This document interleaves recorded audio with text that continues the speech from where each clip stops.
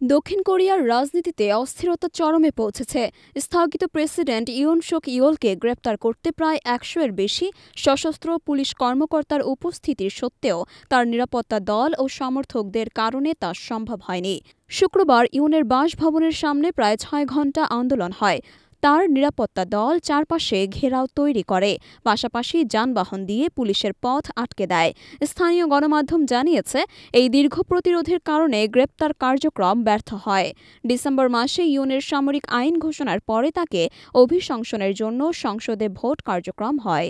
সংবিধান আদালত এখনও তাকে চূড়ান্তভাবে অপসারণের সিদ্ধান্ত নেয়নি। এরই মধ্যে গ্রেপ্তারি পরোয়ানা জারি হওয়া সত্ত্বেও তিনি পুলিশের ডাকে হাজিরা দেননি। ইয়নের শক্তিশালী সমর্থক গোষ্ঠী এখন প্রধান বাধা হয়ে দাঁড়িয়েছে। শুক্রবার সকালে হাজারো সমর্থক তার বাসভবনের সামনে সমবেত হন, গ্রেপ্তারের বিরোধিতা করেন এবং পুলিশের সঙ্গে সংঘর্ষে লিপ্ত হন। বিশ্লেষকরা বলছেন, এই আন্দোলন দক্ষিণ কোরিয়ার রাজনৈতিক বিভাজনকে তুলে ধরছে। একদিকে রয়েছে ইয়নের সামরিক আইন ঘোষণাকে সমর্থনকারী গোষ্ঠী, অন্যদিকে বিরোধীরা। তবে বেশিরভাগ দক্ষিণ কোরিয়ান একমত যে ইয়নের সামরিক আইন ঘোষণা ভুল ছিল, তাকে জবাবদিহি করতেই হবে।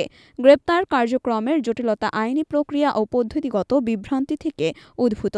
আইন প্রয়োগকারীরা আরও পরিকল্পনা নিয়ে ফিরে আসতে পারে এবং তা ঝুঁকিপূর্ণ এবং সহিংস পরিস্থিতি তৈরি করতে সক্ষম বলে বিশেষজ্ঞরা মনে করছেন।